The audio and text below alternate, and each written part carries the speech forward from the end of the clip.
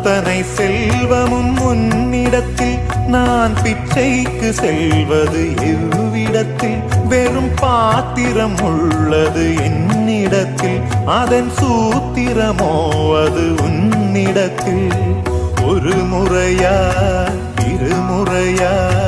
பல முறை பல பிறப்பெடுக்க வைத்தாய் புதுவினையா பழவினையா கணம் கணம் தினம் என்னை துடிக்க வைத்தாய் பொருளுக்கு அலைந்திடும் பொருளற்ற வாழ்க்கையும் துரத்துதே